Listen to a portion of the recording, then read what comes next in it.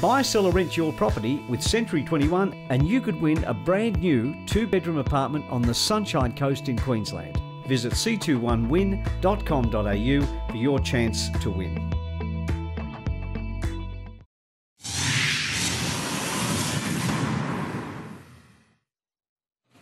Welcome back to Your Property Empire. Well, joining me on the show tonight is Nerida Conisbee, Chief Economist at realestate.com, and we've just been joined by Charles Tarbey, Chairman and owner of Century 21, Australasia, PNG, and God knows wherever next day, Charles. Anyway, now it's time for Purchase or Pass.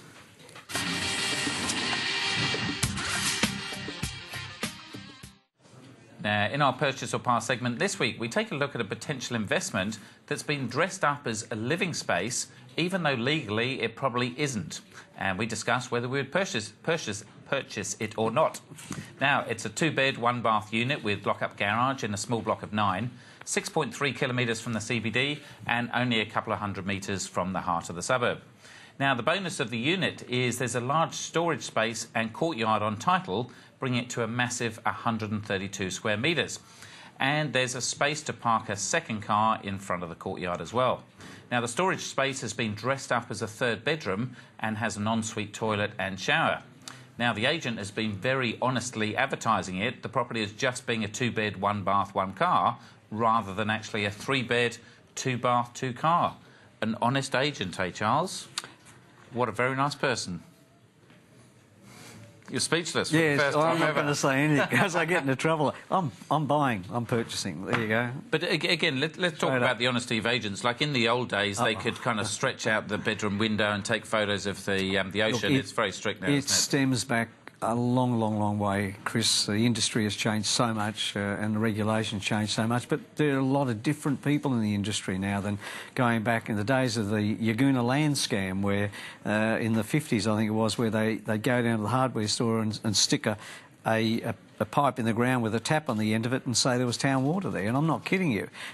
You know, things are very different nowadays, and it's wonderful how a consumer can see so much of everything by searching on with your organisation. They can see everything, you know, so it's wonderful. So back to this property, I'd buy it just looking based on what you've just said there. We haven't even got to that question. Okay, all right. So Nerida, that kind of extra space around the inner city, there's probably a whole host of different things you could use it for, isn't there? Yeah, look, definitely, and these inner city areas are always very high up in terms of rental demand as well. So the fact that it's got an extra bedroom, I mean, would be a positive. It could be a granny flat, a nanny flat, or something like that. Yeah, somewhere Airbnb maybe. Yeah, it's an exceptional location and off-street parking. Yeah, it's pretty hard to beat. And again, the size of the complex and knowing what the location is, it's extraordinary. Very good price. Now, the legalities of that is, I mean, it's kind of pretty high, so there's a chance of getting it through strata. From a real estate agent's perspective, though, you cannot advertise it as a bedroom unless it's legally designated. Absolutely not. No, absolutely not. It has to be specific, and we have to declare that as other items that might come up from a vendor. Now, your organisation purchased this property? No, we didn't, but one we looked at, which is why we know all these extra details, because just trying to do this online, even though you get all the information online, it's still very hard. You've got to go and see these places to see how you can actually put it together. It's an exceptional, it looks like an exceptional buy, particularly when you look at the market still moving along, as you were discussing earlier on. And also with the car spaces, the amount of places where quite often you've got a garage and then you can park in front, but it's not necessarily legal, the extra value from a practical perspective is massive, isn't it? But you might not be able to say... It is. I drove through Newtown to pick up my son yesterday. He was down there for an event, and I just couldn't believe how difficult it was to navigate the side streets because cars aren't parked on one side, they're parked on both sides, and there's literally only room for one car to go down. So any sort of off-street parking in some of those inner-city areas is worth so much money, worth so much more money. And Nerida, obviously you're not a real estate expert or a legal expert as well, so we won't certainly tell you to that. But obviously on your side, if you can advertise something as a 3-bed, 2-bath, 2-car versus 211, that's got to make a massive difference in terms of the kind of prices that people are searching around. Yeah, I mean, huge premium, and particularly in places like Enmore where you don't see as many bigger places with 3 bedrooms. I think that rarity would really add a lot of value to that property. Yeah. And also, like Charles said, the extra car park. I mean, it's really difficult to park in a lot of these areas, and if you can get 2 cars in there, it would attract a big premium. Now, obviously, one of the little things, I think the rent they were quoting is $7.90. Now, if they were renting it kind of unofficially, then you've got to try and take that into consideration as well. I think that's pretty high rent. I'm not sure that that's a sustainable rent, especially when more and more properties come on the market with regards to the influx of apartments that we're looking forward to hitting the marketplace. I'd say that's at the high end, very much at the high end. And that's maybe renting it out as a three-bedder versus a two-bedder, say. You need to double-check your numbers all the time as well. Yeah. So purchase or pass for you, Charles? I actually purchased it based on the size and based on the location and based on the garaging, just alone. Yeah, I'd purchase based on the location and the size. Yeah, price looked good. Price looked good. And look, certainly for me, I think this is a great example of why you need to be on the ground and physically inspect all these places, is there can always be hidden opportunities that might not be in the advert. So look, I'd purchase as well, but it would be subject to getting it at the right price and making sure you can maybe strata it later on.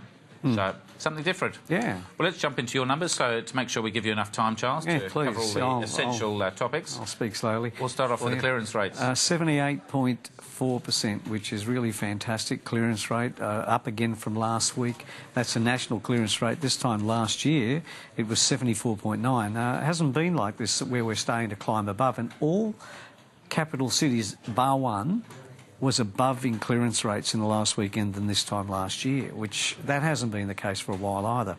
Sydney came in at 83.9%, followed by actually Adelaide at 80.7%, and Melbourne came in at 79.3%. So they're really strong clearance rates all the way through. Canberra was high. Perth was a little low, but Brisbane was surprisingly doing well also compared to where it has been. So do you think this is purely down to spring being here, or is it just a combination of all those factors? No, look, if it was spring and it was similar to what people have been talking about in a market slowing down after the elections and whatever else, it's better, Chris. And who would have thought a year ago we were talking about when is it going to slow down? It just seems to have picked up again. Not in all areas, of course, but in those main centres that we're looking at, it is still very, very strong. I mean, 83+% in Sydney. Ridiculous. Yeah. And I know you're not a man that likes a boom. I don't. It's just, I like it when it's the sound. Okay. Homes, it doesn't matter. I didn't get the joke. You know, all right, and I didn't get it either. Homes advertised for sale. Great.